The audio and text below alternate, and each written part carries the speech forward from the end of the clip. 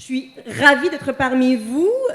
Voilà, me voilà donc en chair et en os, hein, parce que ne croyez pas M. Bersini quand il dit qu'il n'y aura pas de perte d'emploi liée à l'intelligence artificielle. On a entendu une voix me remplacer toute la soirée. Et donc, là, enfin, je peux me présenter devant vous.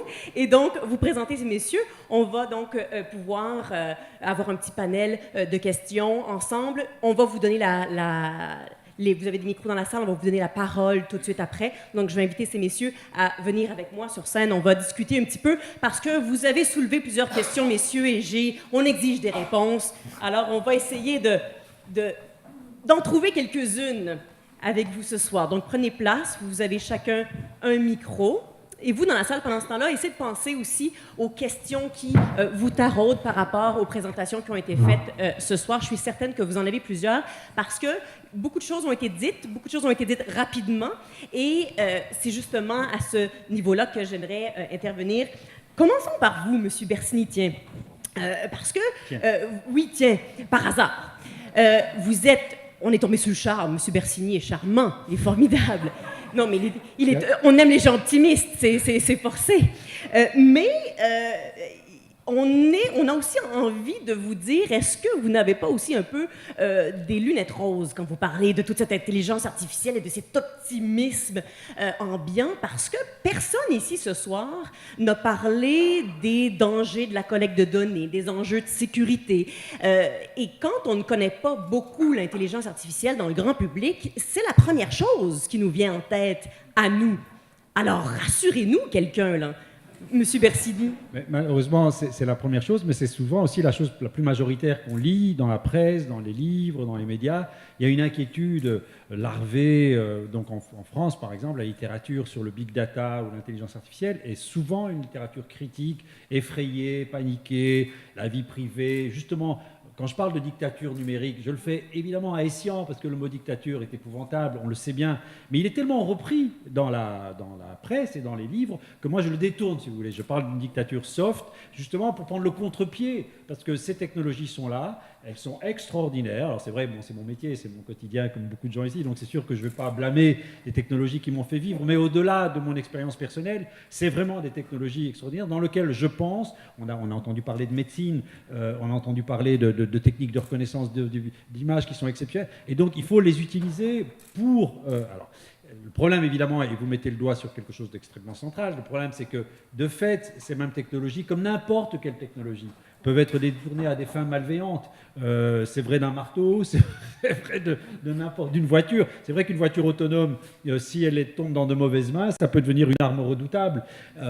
Donc c'est sûr que ces technologies portent en elles des menaces aussi considérables. La vie privée, c'est un grand sujet. J'étais en France la semaine passée, ils essaient de faire passer des lois, etc. Donc c'est vrai que ce sont des sujets très importants, je pense qu'il ne faut pas les négliger. On en parle tellement de ces menaces que moi j'ai envie d'être un petit peu optimiste et de parler plutôt du bon côté des choses. Alors à la fin, je pense que clairement, il va y avoir des débats sociétaux en prenant conscience que ces technologies sont là et qu'elles peuvent faire énormément de bien pour faire face aux menaces que j'ai. Mais il va y avoir des débats de société pour savoir exactement comment les utiliser.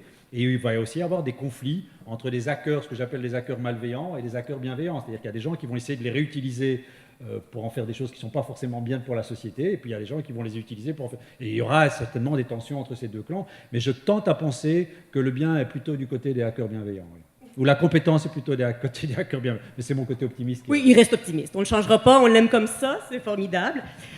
J'aurais une question pour vous, Monsieur Comaneci. Vous avez parlé de la manière dont tout ça évolue à une vitesse phénoménale. Pour vous aussi, chez Google, c'est pas évident de s'adapter à la manière dont on fait des recherches et à la manière dont les machines influencent les recherches qu'on fait. Parlez-moi un peu de cet aspect-là. De quelle manière est-ce que les machines ont une influence sur l'utilisation qu'on en fait? Google Chrome, par exemple. De quelle manière est-ce que, par exemple, la mobilité versus un ordinateur fixe change la manière dont on l'utilise? Et donc, de la manière dont vous le présentez, dont vous le développez? Oui, donc, je voulais juste vous dire une histoire. Donc, je pense que la plupart des gens, chaque fois qu'on change... Est-ce que ça marche? Oui.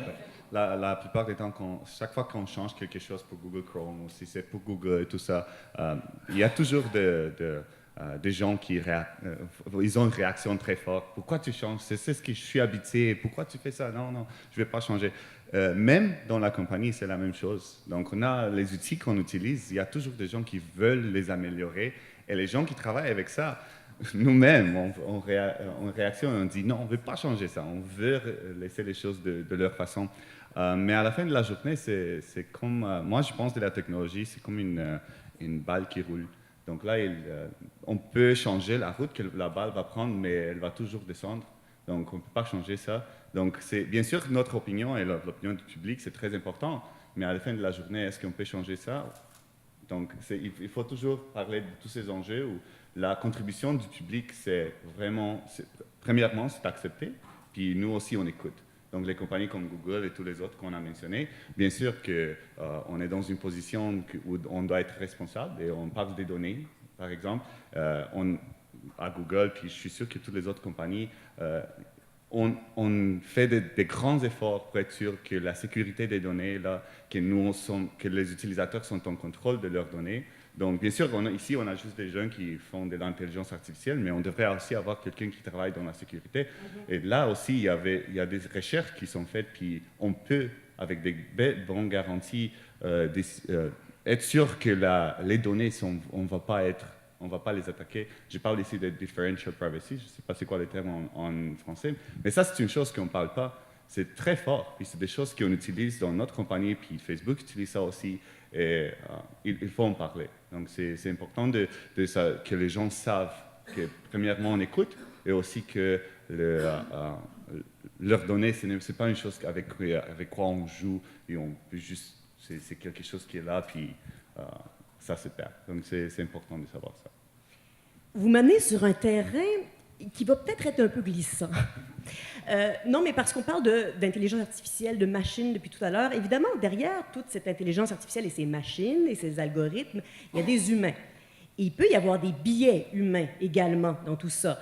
Je ne voudrais pas ramener au goût du jour, vous irez googler ça plus tard, cette espèce de frasque de Google Photos au départ où, justement, Google Photos n'était pas en mesure de reconnaître certains types de photos parce qu'on n'avait pas suffisamment montré ce type de photos-là à la machine, à l'algorithme. Comment est-ce qu'on fait pour, justement, corriger ce type de biais humain-là? Est-ce que c'est pas impossible de le faire, quelque part? Je vais juste voir si je comprends bien. Ça y est, je l'ai mis dans une eau chaude. Je ne sais pas si j'ai bien compris la question, mais juste pour répondre à ce que j'ai compris. Donc, on a toujours, on est en train d'apprendre ça. Donc, on a des machines qui apprennent, mais nous autres, on apprend aussi. Donc, bien sûr, on a fait des fautes, même Google et d'autres compagnies, chaque fois qu'ils ont essayé de mettre, ils sont très excités de sortir un produit qui utilise l'intelligence artificielle. On a trouvé tout de suite des fautes. Et bien sûr, on s'excuse. C'est des choses qu'il faut vraiment éviter, mais on apprend nous aussi. Donc, c'est des choses il faut les mettre, il faut utiliser. Il faut aussi, le public, il doit comprendre que ce n'est pas parfait. Bien sûr, il y a une responsabilité. Puis, de notre côté, il faut être sûr que s'il y a des erreurs, ce n'est pas des erreurs qui vont coûter beaucoup. Donc, c'est très important. Je voudrais juste dire un petit peu quelque chose, c'est un problème très très compliqué, parce que j'ai suivi un débat en Belgique, parce qu'en fait Google se fait un peu la chambre d'écho, l'amplificateur de nos comportements corrects et incorrects. Il y a eu, en France, il y a eu tout un débat, parce que quand on tapait, lors de l'élection française où François Hollande a gagné, quand on tapait François Hollande, Google, keyword, enfin le premier mot qui venait à côté d'Hollande, c'était juif. Et donc, de fait, il y a eu des inquiétudes, il y a des Français qui se sont manifestés, et alors il y a même eu des poursuites de Google en disant « mais enfin, pourquoi est-ce que juif ?» Et en fait, Google, c'est simplement le reflet statistique de vos comportements. C'est-à-dire que quand nous cherchions, quand les gens cherchaient sur Google, et Google fait simplement l'amplificateur, donc vous avez une responsabilité importante qui est de faire mieux que la majorité, parce qu'on est dans la... Vous savez, le pluriel ne fait rien à l'affaire, comme disait Georges Brassens. Quand on est une masse de cons, Google s'en fait évidemment le révélateur. Et donc, oui, non, mais les responsabilités sont parfois pas bien désignées, quoi, parce que parfois on accuse les systèmes du comportement aberrant des internautes. Ouais, donc on ne peut pas créer des machines nécessairement meilleures que nous dès le départ. En fait. Voilà. Monsieur Chicoine, vous avez soulevé une question intéressante. Vous parlez de toute cette main-d'œuvre qui se forme, notamment à Montréal, qui a envie de venir à Montréal pour se former. Montréal est devenu un pôle d'attraction majeur. Mais vous avez aussi parlé de cette fuite, de cette fuite des cerveaux, appelons-la comme ça, parce que ces gens-là sont recrutés rapidement, mais vous ne nous avez pas offert de solution. Alors, nous voilà sur notre fin. Mais comment vous allez faire pour faire en sorte que ces gens-là finissent leurs études, pour faire en sorte qu'il n'y ait pas un trou éventuellement là, dans tout ce talent-là une fois que la première cohorte sera partie? Vous avez 30 secondes. C'est un problème capitaliste.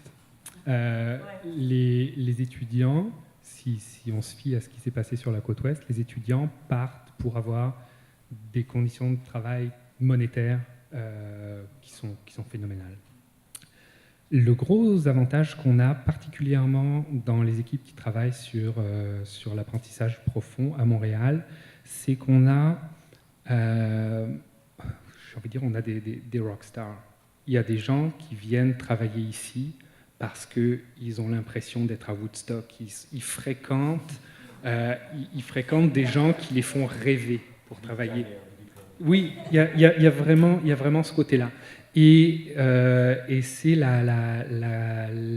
une des cartes les plus importantes qu'on puisse jouer face à ces étudiants. On leur dit, oui, c'est sûr que tu pourrais, dans le cas le pire, arrêter ta maîtrise tout de suite puis commencer à travailler avec ce que tu as appris pendant ta première année. Mais tu as l'opportunité de passer encore 2, 3, 4, 5 ans auprès des meilleurs, auprès de gens qui sont fascinants, qui vont t'amener encore plus loin, et puis dans lequel tu vas vivre quelque chose d'exceptionnel. Donc ça, c'est une partie de la solution, mais effectivement, c'est un gros problème, et je suis preneur de toutes les solutions que vous pourriez avoir. Il y a des micros dans la salle, vous nous direz ça tout à l'heure.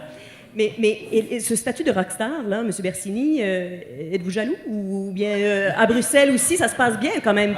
On a des stars. Vous avez des stars, oui. A des stars. Vous-même, notamment. Manic and Peace. Oui. On a, écoutez, mon labo, par exemple, à Iridia, on a 2 ou 3, donc je suis fier d'avoir un labo dans lequel on a les 2 ou 3 meilleurs chercheurs en intelligence artificielle européens. Mais je suis tout à fait d'accord avec vous, c'est ça qui nous permet, parce que les chercheurs chez Google, etc., ils n'ont pas ce statut.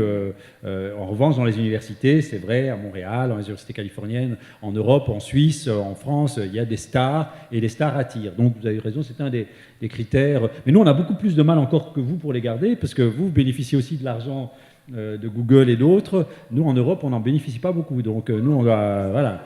Donc même les entreprises... donc nous, ils partent carrément aux États-Unis, donc on ne les retrouve plus jamais. Dites-leur de faire une pause par Montréal, il y en a peut-être qui vont rester. Je m'en voudrais de pas poser une question, M. Goldstein, avant de vous offrir la parole, parce que vous m'avez fait rêver là, avec Watson. Où est-ce que je m'inscris pour que Watson devienne mon médecin de famille? Cette affaire-là a l'air extraordinaire. Comment ça se fait que c'est si long? Quels sont les obstacles pour que cette technologie-là, qui semble être là, pour ce qui est de la santé, pour qu'elle se retrouve dans le système, pour qu'elle se retrouve dans notre quotidien? On dirait pour le moment que ça reste quelque chose qui reste dans les laboratoires, très loin de nous, du grand public. Oui, en fait, ça marche? Bon, tant mieux. Bon, en fait, notre but est de donner ces systèmes aux médecins traitants, les médecins généralistes en ville. Pourquoi? Parce que sans avoir ces sortes de connaissances, il est presque impossible d'améliorer le niveau de santé, de limiter les frais. Comme je viens de vous dire, 20% de notre produit national brut est destiné pour la santé aux États-Unis. Et donc, c'est un fléau national qui est très, très important. La vitesse que ça va arriver, ça dépend. Parce que, comme je vous ai dit, nous ne sommes pas des médecins. Nous sommes simplement les systèmes pour améliorer les connaissances des médecins pour qu'ils puissent arriver au traitement qui sont beaucoup plus alignés aux besoins de chaque malade. Et c'est un travail parce que d'abord, pour construire la première phase de Watson pour oncologie, il fallait 2 ans et 17 000 heures investies par les médecins de Memorial Sloan Kettering pour faire 4 sortes de cancers. Donc, le prix de tout ça, c'est énorme. Et donc, il faut aussi que les médecins soient capables et qu'ils soient intéressés pour nous aider aussi pour faire ça. Je veux bien sûr avoir une accélération pour que ça puisse arriver chez le médecin généraliste. Mais pour l'avenir, je crois que, étant donné le niveau de tout ce qu'il faut faire, je suis un peu optimiste que ça va vite venir, mais je suis aussi réaliste. Ça va prendre du temps. Et en répondant à la question qu'on vient de poser sur pourquoi les étudiants veulent quitter Montréal pour la Californie, je crois que la réponse est bien évidente. J'étais ici hier soir.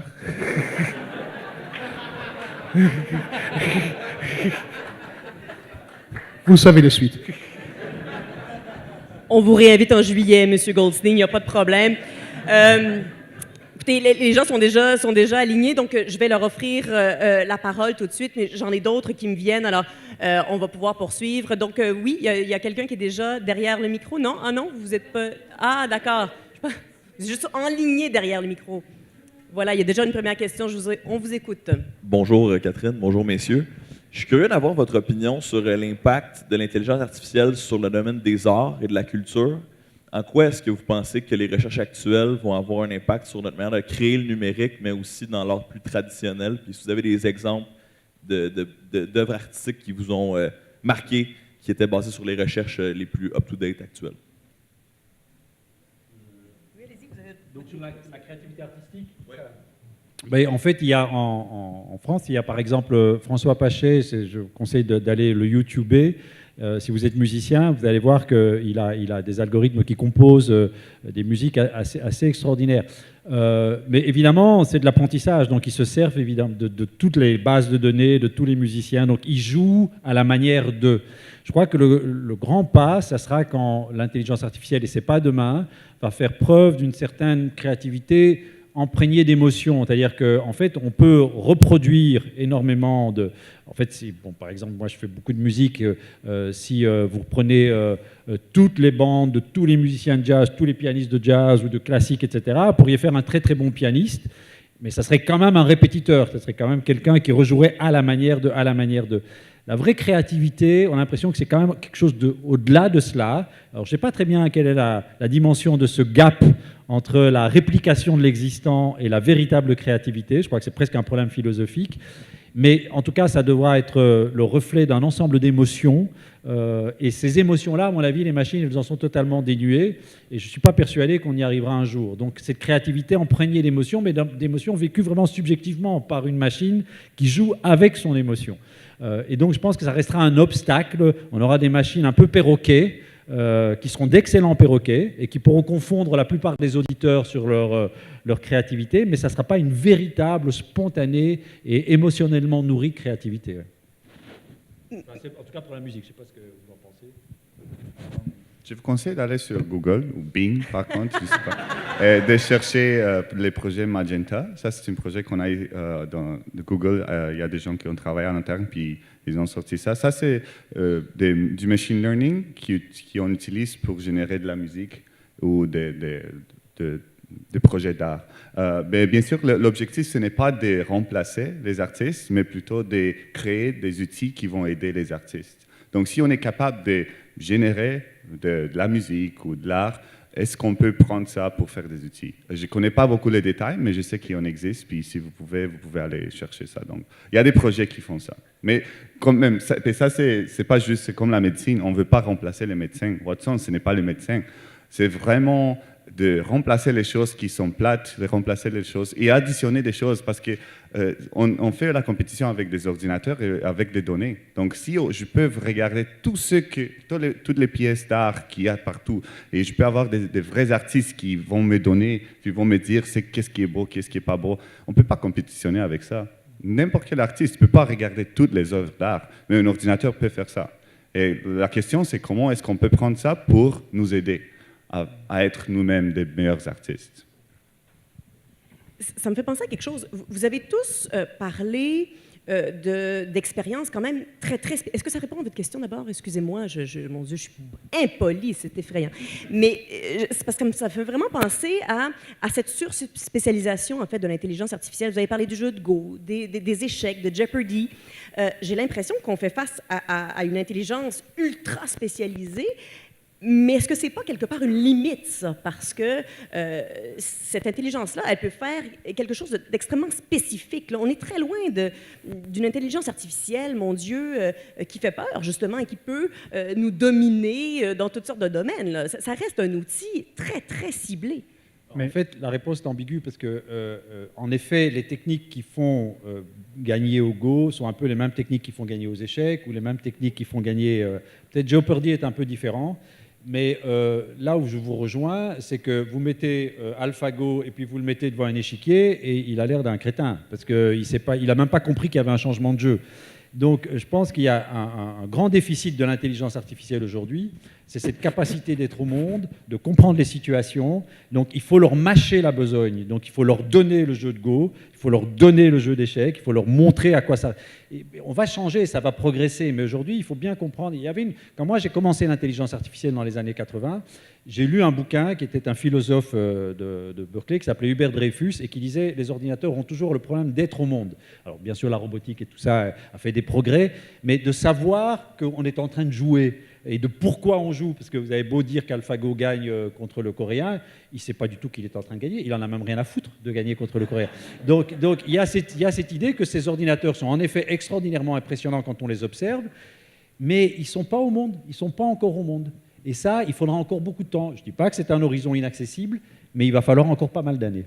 C'est cette fameuse conscience dont vous parliez. Et ce côté généraliste que vous regrettiez de ne pas voir, parce que le spécialiste, pourquoi on crée les ordinateurs dans des mondes clos, dans des tâches extraordinairement hyper spécialisées. Et aujourd'hui, on a beaucoup de mal à avoir des espèces d'experts génériques, un peu comme les êtres humains sont. On joue un petit peu aux échecs, on joue un petit peu au Go, on comprend vite. Enfin, cette espèce de capacité d'être au monde est encore quelque chose qui échappe beaucoup à l'informatique. Et lisez encore ce philosophe, c'est un bouquin dans les années 80, et je pense qu'il est encore beaucoup d'actualité, malgré les progrès tout à fait fulgurants dont on entend parler ici, oui.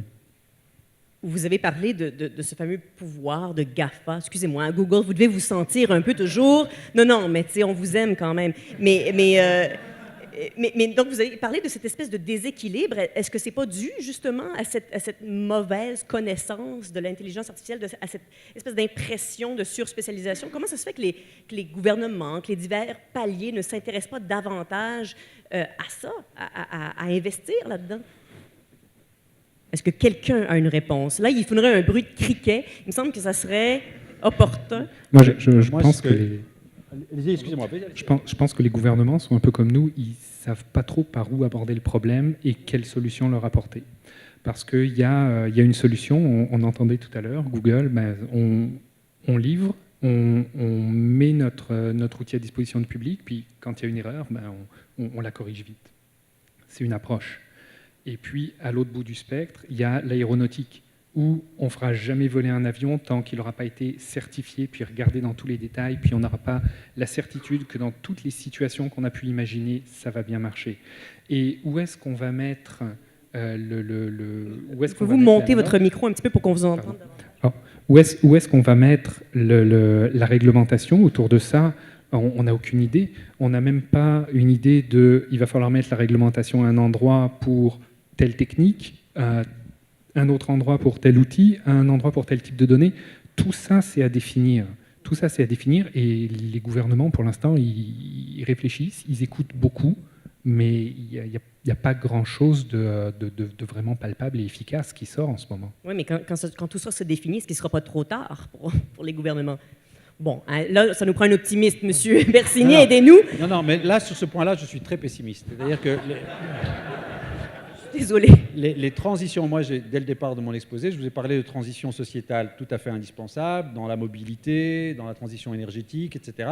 Et là, moi, ma crainte, c'est qu'évidemment, le pouvoir de ces transitions-là, la technologie est actuellement très, très concentrée dans les mains d'acteurs privés, du monde privé, qui sont aux avant-postes, quand on voit, parce que Google, on parle beaucoup, évidemment, de moteurs de recherche, etc. Mais il faut savoir que Google possède Nest, Google possède Boston Dynamics, Google Donc, en fait, Google est aux avant-postes de toutes ces transitions. Et ça, c'est un peu impressionnant. Je ne suis pas persuadé, malgré la présence de mon charmant voisin, je ne suis pas persuadé que l'intérêt de Google, c'est quand même le bien commun. Même si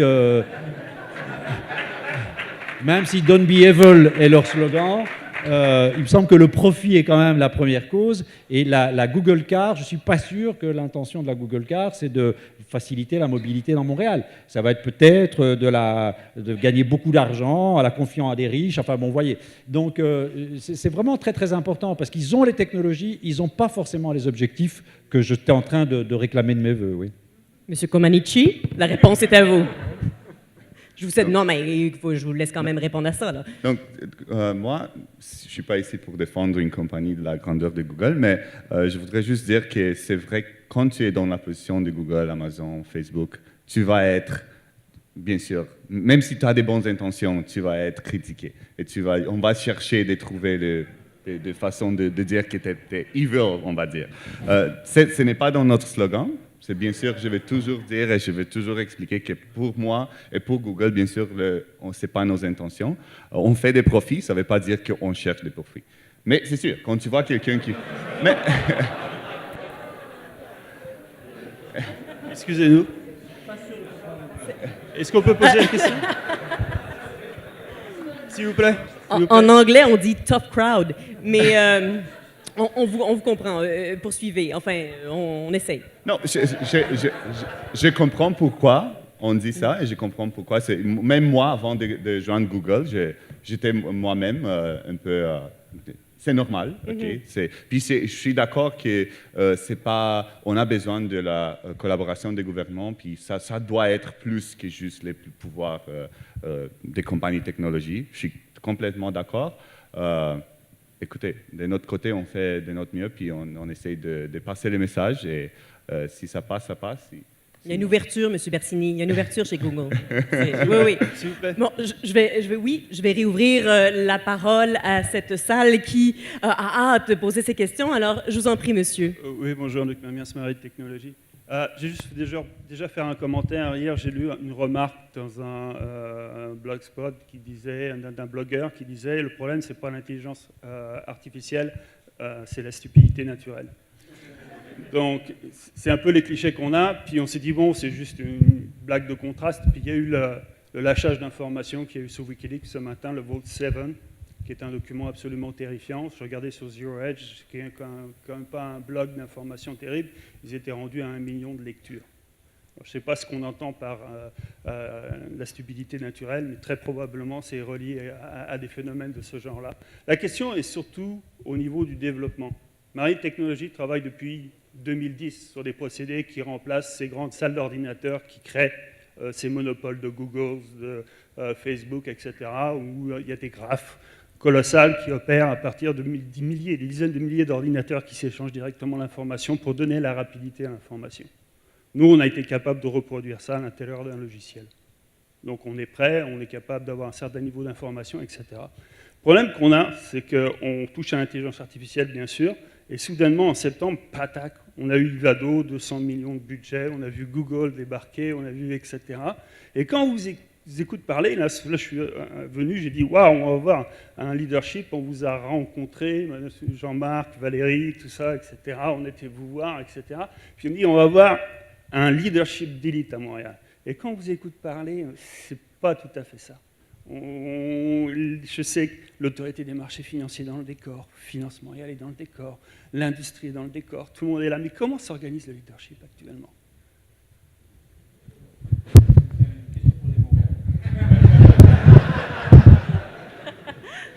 Vous voyez, c'est pas tout d'avoir des rockstars. Hein, il y a des questions dures qui viennent avec ça. Je vais faire tout ce que je peux pour répondre à la question sans vraiment y répondre. J'ai été embauché il y a 1 mois.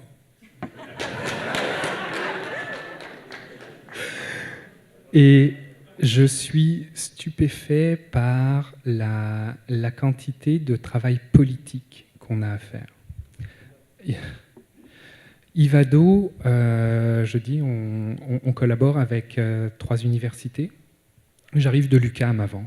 L'UQAM, c'est une université, donc, j'ai envie de dire par essence, par définition, c'est lourd, c'est pénible, c'est lent. Mais arriver chez Ivado, c'est faire ça avec 3 universités. Donc, 3 vice-recteurs à la recherche, 3 bureaux de la recherche, 3, etc., qui ont chacun envie que ça marche, mais il faut quand même dealer avec toutes ces personnes-là. J'aimerais que ça aille plus vite, j'aimerais qu'on montre le leadership qu'on est censé intégrer. Je vais implorer votre clémence puis votre patience parce que notre financement il est rentré en septembre dernier. Puis depuis, j'ai l'impression que mes collègues ont surtout eu à gérer des journalistes plutôt que d'aller travailler vraiment sur la recherche et la structuration. Ça, gérer des journalistes, là, c'est pas facile. Je pense qu'il y en a des plus faciles que d'autres. Donc, patience, je pense, c'est le mot d'ordre. Je vais peut-être changer de côté. Il y a une question de ce côté-là. Allez-y, monsieur. Oui, bonjour. Merci d'ailleurs pour toutes ces informations. C'est super passionnant pour des gens curieux comme nous. On a parlé justement, M. Bersini, aujourd'hui, l'intelligence artificielle, on le mettait un peu comme un réseau de neurones. Donc, on lance l'information à l'intérieur, un peu comme M. Google aussi a dit, désolé, j'ai oublié votre prénom, mais qu'on lance à travers un fil d'information et qu'à la fin, on finit par avoir la bonne solution. Et vous aviez dit, justement, en tout départ, vous avez dit, avant, on allait plus dans une intelligence artificielle qui apprend, qui essaie de comprendre. Et là, c'est comme si on se dirige plus dans une intelligence artificielle qui est capable de tout catégoriser au pile-poil, puis de faire leurs propres interprétations à travers ça. Mais si l'intelligence artificielle n'est pas en train d'apprendre, puis de pousser, puis d'avoir un objectif qui est propre à l'homme, l'humanité, de grandir, comment on peut lui faire reposer sur ses épaules à l'intelligence artificielle la voie du salut? C'est beau, on va être guéri, on va savoir exactement qu'un chat est un chat, peu importe d'où vient la photo. Mais il y a encore de la guerre sur Terre, il y a encore de la famine sur Terre, et ça fait rouler une économie. Et donc, si l'intelligence artificielle ne répond pas à ces solutions-là, parce qu'elle est plus dans une optique pragmatique de « Hey, écoute, on va rentabiliser les finances, on va s'assurer que tout le monde est bien catégorisé », ben, pourquoi continuer à aller dans une intelligence artificielle de type neuronal quand plutôt elle pourrait servir d'allié, puis à ce moment-là, s'asseoir à côté, puis comme aux échecs, dire « Si on veut aller vers la paix universelle, ben, c'est comme ça qu'on y prend. » Monsieur Bersini, cette question crie votre nom. Non. Mais votre question, elle est très très riche. Elle prendrait des heures et des heures. Donc elle est. Mais alors, j'ai fait une différenciation entre deux intelligences artificielles que j'ai appelées conscientes et inconscientes, justement à Essian, parce que de fait, dans les années, je dirais 50, 60, 70, avant un peu l'émergence des réseaux de neurones, et puis maintenant certainement avant le deep learning, on avait l'impression que l'intelligence artificielle devait se nourrir de compétences humaines et qu'il fallait absolument un recours à l'humain, à l'expertise humaine, pour développer des systèmes artificiels, mais qui reproduisaient. Bon. Alors c'est encore vrai, parce que Watson, dont notre collègue d'IBM parlait, c'est quand même toute la compétence humaine. C'est quand même un concentré, c'est pas la même chose que Deep Learning, Watson, parce que c'est toute une connaissance ontologique, c'est des bases de données extraordinaires. Évidemment, ce que Watson permet, c'est d'aller fouiller, donc affronter la complexité de cette masse de données, mais Watson n'a pas appris par lui-même à diagnostiquer le cancer, il a simplement fouillé de la manière la plus intelligente qui soit, donc on garde quand même un contrôle sur cette intelligence-là. C'est vrai que les intelligences de type deep learning, elles sont un peu effrayantes dans la mesure où délibérément, face à une certaine complexité, on met l'humain au rencard, hein, on l'empêche d'intervenir, parce que les voies de solutions que vont trouver les réseaux de neurones sont presque, je dirais, originales, innovatrices par rapport... Et donc c'est vrai que des linguistes sont mis, entre guillemets, hein, je suis un peu caricatural, sont mis un peu au chômage, des experts de la vision sont un peu mis au chômage, etc. On peut espérer, évidemment, qu'avec le temps, la meilleure intelligence sera un cocktail des deux. On a parlé de cela. On aura quand même besoin des compétences humaines pour aller même plus vite en deep learning, que ce ne soit pas uniquement des grosses boîtes noires. Mais il y a quand même une volonté de perte de contrôle, c'est-à-dire qu'en fait, que ces systèmes doivent apprendre par eux-mêmes et qu'on ne doit pas trop mettre l'humain, parce que parfois l'humain l'oriente dans de mauvaises directions, dans ce qu'on appelle en intelligence, souvent en deep learning, des minima locaux, des choses où il n'arrive plus à se sortir. Donc parfois le deep learning ou le machine learning, face à une certaine complexité, trouve des solutions. Alors j'ai pas trop peur, même si c'est du machine learning, même si c'est inconscient, quand par exemple on nourrit les réseaux de neurones avec les données, c'est nous qui labellisons les données. Donc en fait, les réseaux de neurones reproduisent quand même d'une certaine manière notre expertise. Un chat sera pour un réseau de neurones un chat parce qu'il a d'abord été un chat pour les êtres humains. C'est nous qui les avons labellisés comme chat, ou c'est nous qui avons labellisé un mot comme un mot, etc. Donc c'est quand même une reproduction de l'expertise humaine. Mais ce que Deep Learning fait, c'est que l'association entre l'image et le mot chat, Celle-là, on a du mal à l'expliciter. On ne sait pas comment on fait, nous, dans nos cerveaux. On n'a pas de mots pour ça. Et les réseaux de neurones vont reproduire cette expertise. Celle-là, on ne va pas la comprendre. Mais en revanche, on comprendra évidemment les résultats et on ne sera pas surpris, comme vous l'avez dit très bien, qu'un chat est un chat. Donc, ce n'est pas hors de contrôle. Simplement, la manière dont ça fonctionne, jusqu'à un certain point, nous échappe. Et on veut qu'elle nous échappe parce que l'humain ne faisait pas toujours très très bien dans ce type de système. Je ne sais pas si j'ai répondu tout à fait. C'est une question riche. Ouais. Mais vous pourrez peut-être poursuivre tout à l'heure au réseautage. Il n'y a pas de problème, M. Bersini sera là, n'est-ce pas? Vous ne quittez pas pour Bruxelles tout de suite, là. Bon, pas ce soir. On passe de l'autre côté de la salle. Bonjour. Bonjour. Merci et bravo à tous pour être ici. Vous avez fait une très belle présentation. Et ma question est plus comme une crainte, un peu une inquiétude par rapport à quelque chose que vous avez touché brièvement, qui est les emplois qui pourraient être éventuellement remplacés par l'intelligence artificielle. C'est sûr que le commun des mortels qui regarde ça se dit, OK, si je perds mon emploi à cause que je me fais remplacer par une machine, c'est sûr que ça fait peur. Et j'ai regardé, évidemment, différents reportages qui indiquent que ce n'est pas tous les postes qui sont ciblés, mais par exemple, des postes qu'on ne pourrait pas s'attendre, comme en médecine, journalisme, middle management, ont des possibilités de se faire remplacer par des algorithmes qui pourraient faire leur emploi mieux qu'eux et coûter moins cher. C'est sûr que l'autre côté, l'autre côté de la médaille, c'est oui, il y aura d'autres emplois créés grâce à l'intelligence artificielle, mais on s'entend que la personne qui perd cet emploi-là n'a sûrement pas les capacités pour combler le poste qui est créé par l'intelligence artificielle. Et qu'est-ce qu'on fait avec tout ce bon monde-là qui perdent leur emploi éventuellement dans les 20 prochaines années, dans les classes moyennes, dans les classes un peu plus, disons, moins instruites, qui après disent « Oh, well, you lost your job, but hey, come and deal with this AI machinery if you want. We've got plenty of jobs. » C'est tout. Alors, qu'est-ce qu'on fait avec ce fossé, messieurs? Ben, en fait, ça, c'est un problème qui est arrivé avec toutes les technologies. Je ne sais plus quand je préparais une présentation, puis je suis allé dans les pages jaunes, j'ai cherché Maréchal Ferrand, il y en a 2 au Québec. Je suis sûr que si on remonte un siècle en arrière, il y en avait au moins un par village. Donc ça, c'est une façon un peu simpliste de répondre. Effectivement, il y a des emplois qui disparaissent, puis l'emploi de mécanicien voiture est apparu. La grosse différence à l'heure actuelle, c'est la vitesse à laquelle ça va. On ne va pas avoir le temps de se former aux nouvelles technologies. Donc, à moins de tomber sur une niche qui va effectivement pas être touchée par les nouvelles technologies, puis que ce soit l'intelligence artificielle ou autre chose, on s'en va vers des problèmes qui ne vont pas pouvoir être résolus uniquement par le marché du travail.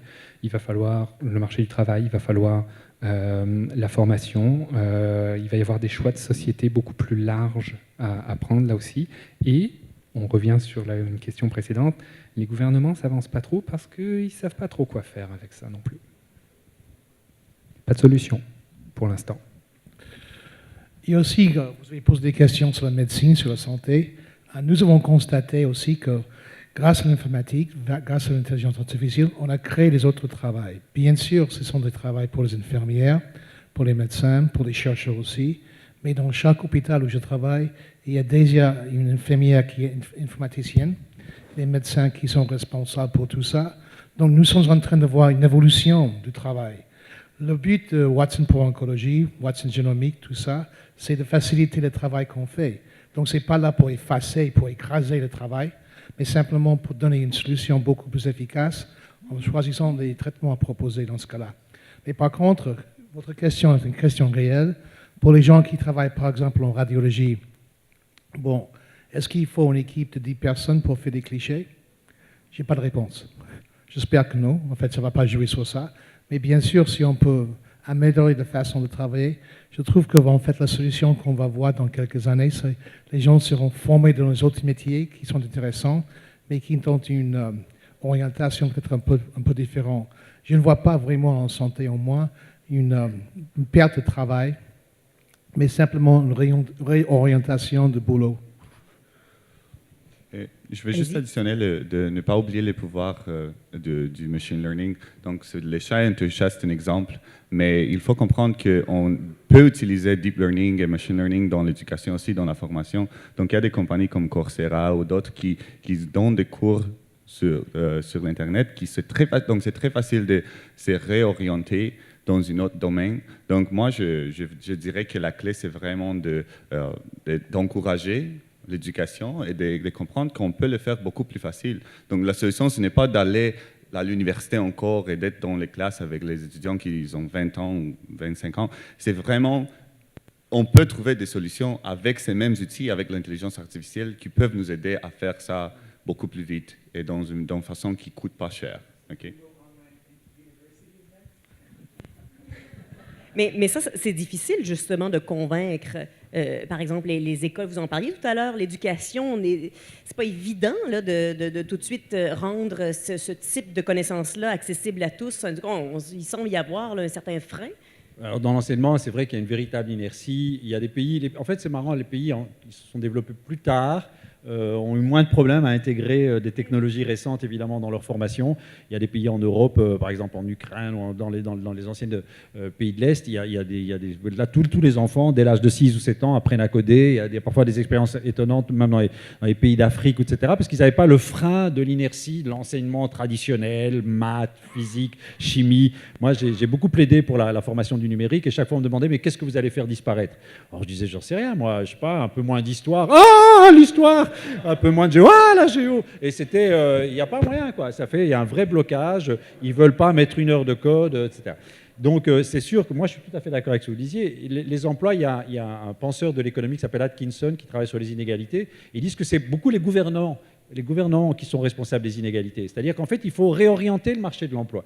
J'ai parlé de chantiers sociétaux qui sont, à mon avis, vraiment fondamentaux et qui sont urgents. La transition énergétique, ça demande, par exemple, en Belgique, il y a des chantiers à Bruxelles, il y a des chantiers importants et qui sont des viviers d'emplois exceptionnels, quoi. Il faut les installer, les smart grids, le transport autonome, il faut complètement modifier nos villes. Ça, ce n'est pas des robots qui vont les faire, en tout cas pas demain.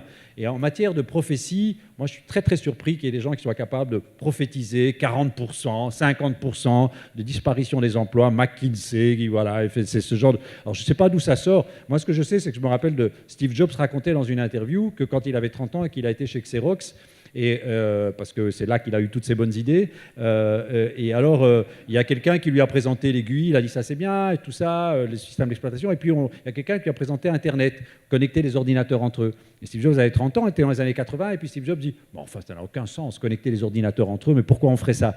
Et je pense qu'il faut se méfier des prophéties en matière d'informatique. Le monde change très très rapidement. Donc dire dans 20 ans, il y a 40% des emplois qui vont disparaître, pour moi, c'est du non-sens. C'est du pur non-sens. Et je trouve regrettable qu'il y ait des gens qui se lancent dans des projections comme ça. En France, si vous regardez la campagne électorale, vous avez un amont qui dit on va faire du revenu universel minimum parce qu'il y a 50% des jobs qui vont disparaître. Donc il faut commencer à parler au basic income, là. Et puis Macron, il dit tout le contraire. Et je pense qu'il devrait arrêter de parler de ça, quoi. Oui, vous avez un beau défi devant vous dans les prochaines semaines.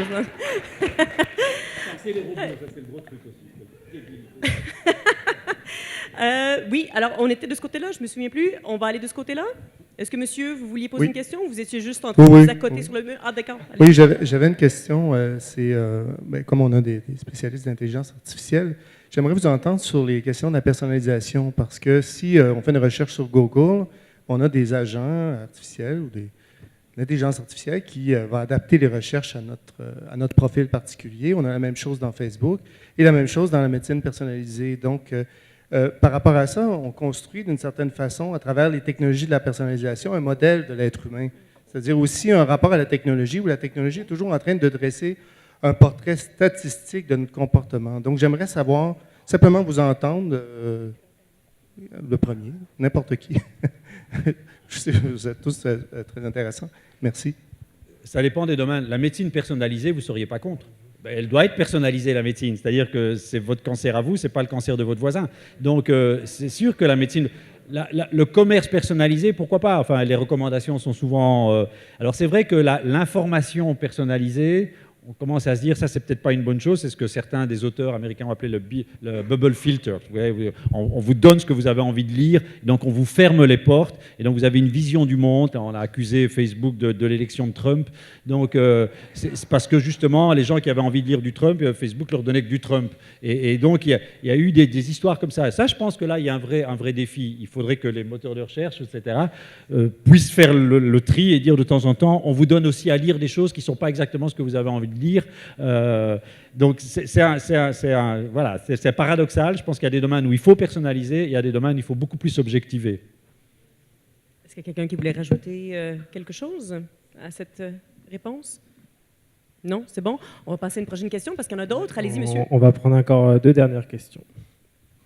Allez-y. En fait, merci d'être ici. Ma grosse question est par rapport à la sécurité. La sécurité en termes d'espionnage. J'aimerais avoir votre avis par rapport à l'intelligence d'affaires et l'espionnage, bon, intergouvernemental, mais aussi l'espionnage corporatif. Sécurité, espionnage. Bon, je vais parler de ce qui se passe en santé. Oui. Et d'abord, nous commençons bien sûr. La première étape en médecine, ce n'est pas le système Watson que je viens de vous décrire, mais ça commence avec les dossiers électroniques médicaux qui sont partout. Et que ce soit les États-Unis, la France, la Belgique, le Canada. Oui, pas tellement au Québec, monsieur. C'est c'est long, c'est très long. Ça va arriver, ça va arriver. Non, mais simplement, il y a déjà des systèmes de sécurité qui sont en place, mais bien sûr des gens qui sont là simplement pour casser ces systèmes de sécurité. Et honnêtement, que faire avec ça? Je n'ai pas de réponse exacte à vous donner, mais c'est le premier niveau de sécurité. Deuxième chose, nous ne pouvons pas partager les données que nous avons dans nos systèmes chez IBM avec les autres hôpitaux, même si nous avons le droit de le faire. Pourquoi? Parce que, à cause de ces questions, rappelons-nous qu'en fait, toutes nos données restent dans le cloud. Bien que le cloud est bien sûr et bien sécurisé, il y a souvent des gens qui font des essais pour casser les systèmes. Et donc, c'est un risque que nous devons accepter. Soyons réalistes pour l'instant. Si nous faisons un système, il y a toujours quelqu'un derrière ça qui veut le casser. Et que ce soit 2017 ou 2027, ça va toujours être la même question. Nous sommes là pour construire des systèmes qui sont sûrs, qui sont protégés, mais il y aura toujours quelqu'un là qui va essayer de faire l'espionnage, comme vous venez de dire. Notre travail est bien sûr de faire de meilleur pour que ça n'arrive pas. En même temps, moi je vais être de nouveau optimiste. Si vous regardez que les avions sont quand même assez autonomes, il y a beaucoup d'automatisation dans les avions, et comme vous savez, il y a des programmes qui sont souvent aux commandes des avions. Si vous rentrez dans les cockpits, vous allez voir que les pilotes, ils font un peu quelque chose, enfin ils draguent les hôtesses, mais faut pas grand-chose, hein, c'est vrai. Et donc, mais pourquoi je raconte ça? Parce qu'en fait, quand il a fallu dérouter un avion, détourner un avion, ça a été vraiment des moyens un peu moyenâgeux, si vous voulez, avec des revolvers, des mitraillettes, et rentrer dans le cockpit avec des menaces de ce style-là. On a quand même rarement vu un hacker qui était capable de détourner un avion simplement en étant sur son clavier. Ce que je dis, c'est un peu, c'est-à-dire que les systèmes informatiques existent, ont envahi nos existants, et pourtant, malgré tout, la sécurité fonctionne quand même pas mal. Si vous regardez les catastrophes, elles sont quand même vieux style, old style, si vous voulez, hein, alors qu'on est déjà très vulnérable d'une certaine manière, parce qu'on confie déjà beaucoup de nos existences sur des automatismes, dans des systèmes informatiques. C'est quand même très très difficile aujourd'hui de hacker ces systèmes, et la plupart des hackers, croyez-moi, ils sont plutôt bienveillants. C'est-à-dire que la plupart des hackers, ils essaient souvent de travailler pour trouver les vulnérabilités des systèmes, plutôt que pour essayer de les exploiter à des fins malveillantes. Donc voilà, ça c'est mon côté optimiste. Hein. Bon, il faut partir avec un peu des images roses. Et on pourrait commencer à se responsabiliser nous-mêmes comme consommateurs, en fait. Hein. Je voudrais juste vous rappeler qu'année après année, le mot de passe le plus utilisé, c'est 1, 2, 3, 4, 5, 6. Hein. Donc, si on pouvait juste changer ça serait déjà un début. Il y a une dernière question peut-être à l'arrière? Allez-y. Merci. Je suis aussi techno-optimiste, mais je voulais savoir, parce que vous connaissez bien le milieu, est-ce qu'il y a des choses qui sont faites en termes d'éthique et justice numérique dans le monde AI? En matière d'éthique, excusez-moi? Oui, d'éthique, d'assurer qu'on garde quand même l'humain, les commons au centre du développement numérique. Alors, il y a beaucoup de choses qui sont en cours. Mais encore une fois, on ne sait pas trop par où l'aborder. Le projet que je trouve le plus intéressant qui marche en ce moment, alors il y a eu des prises de position de plusieurs gouvernements. Je sais que le gouvernement du Québec, par exemple, la Commission pour l'éthique en sciences et technologies, se pose ce genre de questions en ce moment. Mais le projet que je trouve le plus intéressant en ce moment, c'est l'I3E qui le mène, donc qui est un organisme d'ingénieurs et un organisme de normalisation, et qui est en consultation en ce moment sur une première version de vraiment problèmes éthiques et intelligence artificielle et nouvelles technologies numériques. Ils sont justement en consultation. La consultation devait se terminer lundi. Ils ont étendu ça jusqu'au 15 mai. Donc si vous recherchez sur votre navigateur préféré, et vous avez le droit de préférer celui que vous voulez, IEEE, Ethics, 2-3 mots-clés comme ça, vous allez tomber dessus. C'est un document qui est extrêmement complet, il y a des recommandations, ça navigue à plusieurs niveaux. Il y a des choses qui sont vraiment très très haut niveau, puis des choses qui sont beaucoup plus précises aussi. Il y a peut-être 150 pages qui sont posées là-dessus. C'est déjà la première version du document. Donc beaucoup de matière là-dedans. Si vous avez des idées, ils ont envie d'avoir les commentaires en plus pour préparer la deuxième version, puis commencer à offrir des normalisations. Merci.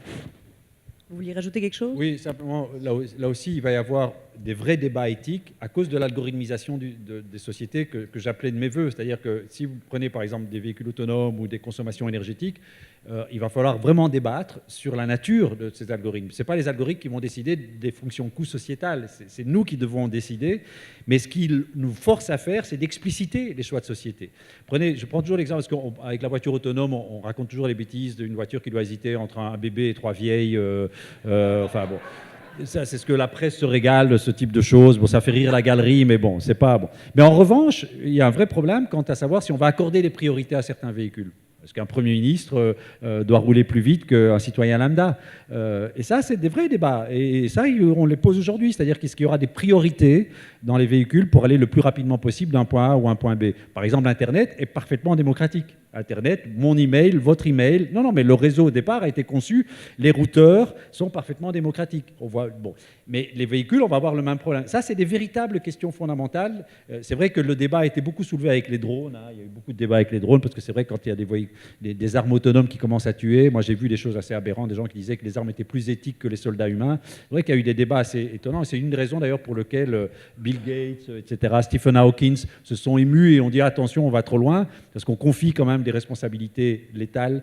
Mais il y a des petits débats éthiques qui commencent à naître à cause de la gouvernementalité algorithmique. Si nous confions, et moi je le demande, si nous confions une partie de nos existences à des algorithmes, il va falloir se mettre d'accord sur la nature des fonctions coûts sociétales, sur qu'est-ce qu'on appelle le bien commun. Est-ce qu'il y a des priorités à accorder à certaines personnes? Quel niveau d'égalité nous voulons dans nos sociétés? Parce que les algorithmes en auront besoin pour fonctionner.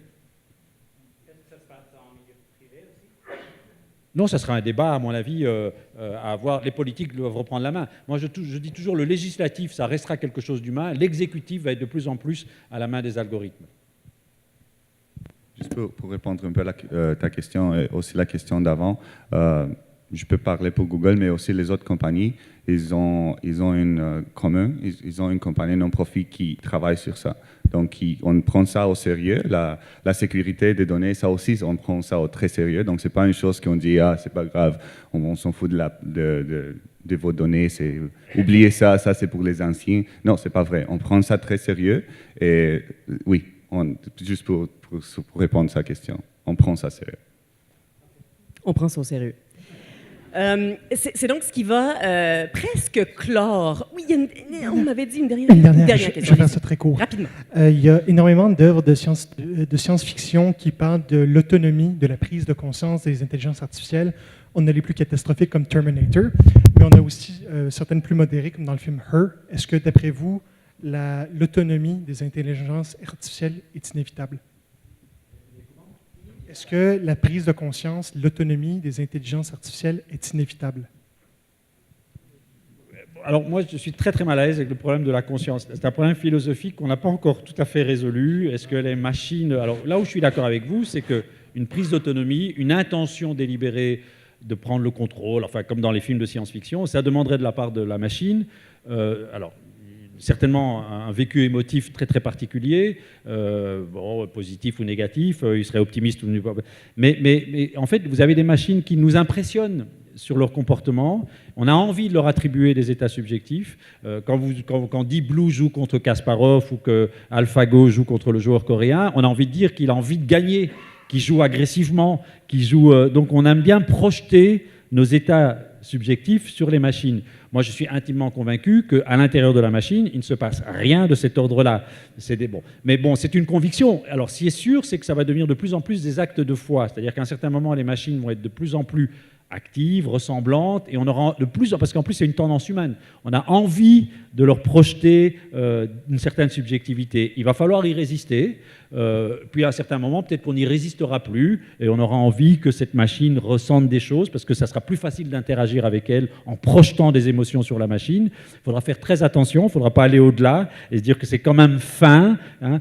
Mais je ne suis pas trop inquiet sur une volonté délibérée de nuire, comme on voit quand même dans les films de science-fiction. La plus grande nuisance de l'informatique aujourd'hui, ce sont les bugs. Je pense que c'est la citation du jour. Je vous remercie pour vos questions. On a touché à beaucoup de choses, bien sûr. Le Printemps numérique aimerait clore avec quelques questions via WooClap. Ici, ce que vous avez, c'est le Wi-Fi, bien sûr, le mot de passe. Et on vous invite à aller visiter ce lien WooClap-là, donc wooclap.com/intersection au pluriel.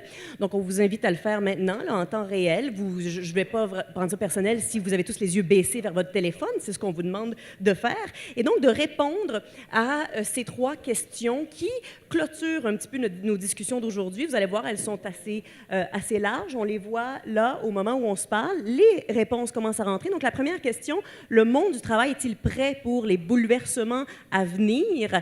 Je pense qu'il y a presque unanimité. Oh non, ça baisse! Mais donc, en temps réel, je peux vous dire que... Non, mais regardez, retournez-vous, messieurs, c'est fascinant à regarder ça, là. 81% de non, 19% de oui. Alors, on a 3 optimistes dans la salle. Monsieur Bersini, vous avez du travail à faire. Mais sinon, oui, la plupart des gens donc, ont l'impression que, peut-être comme les gouvernements d'ailleurs, le monde du travail, le monde, le quotidien n'est peut-être pas prêt pour tous ces bouleversements technologiques. Les votes ont...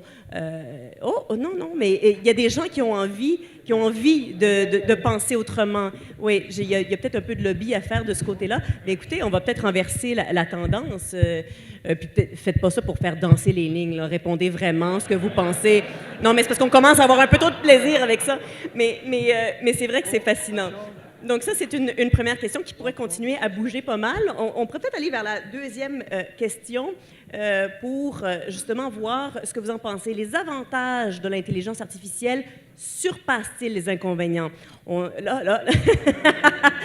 Monsieur Bersini, votre travail est fait. Votre travail est fait. Vous pouvez rentrer à Bruxelles tranquille. Donc oui, plus d'avantages que d'inconvénients. Vous êtes pratiquement tous convaincus de ça, ce qui est finalement bien. Hein? Tout le monde est toujours en train de dire que c'est la peur dont on entend le plus souvent parler dans ces fameux médias diaboliques. Mais là, finalement, la peur n'a pas gagné. Visiblement, tous les gens qui sont dans la salle, non seulement vous êtes intéressés, mais vous êtes plutôt optimistes et plutôt intéressés à vivre ces avantages-là. Donc intéressant, 95,5, je pense que c'est pas mal...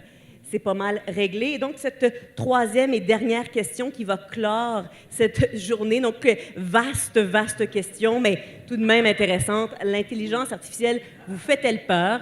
Elle sous-entend toutes sortes de questions. On l'a vu, hein? Il y a beaucoup de réponses que ces éminents chercheurs, ces éminents penseurs n'ont pas. Donc, visiblement, on est dans un work in progress total. Personne n'ose se prononcer. Ou alors, il y a un bug. C'est le bug dont parlait M. Bersini. Nous l'avons trouvé. Alors, il y a un bug. Mais bref, je pense que si on avait à y répondre, ce serait pas mal moitié-moitié. Hein? Oui, vote à main levée, c'est vrai. Ça. Vous voyez, quand la technologie ne marche pas, là, hein, il faut revenir aux anciennes méthodes. Donc, oui, levez la main. Ah, on y est. Ah, j'aurais eu du plaisir quand même avec les mains levées, c'est pas grave. Bon, alors 70% non, 29% oui. C'est pas clair, hein? C'est plus mitigé, vous avez vu, que les autres questions.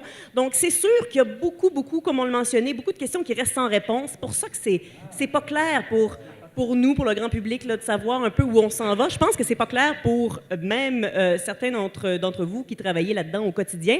Alors, on peut bien être mêlé un peu. Mais donc, bref, c'est plus mitigé. C'est pas nécessairement que ça fasse peur, mais disons qu'on se pose pas mal de questions qui, malheureusement, restent un peu sans réponse. Je pense qu'on va devoir refaire le panel dans un an. Je pense que le printemps numérique, vous allez devoir faire quelque chose de récurrent sur l'intelligence artificielle parce que ça ne fait visiblement que commencer. Je voudrais vous remercier tous les 4 de votre présence. Oui.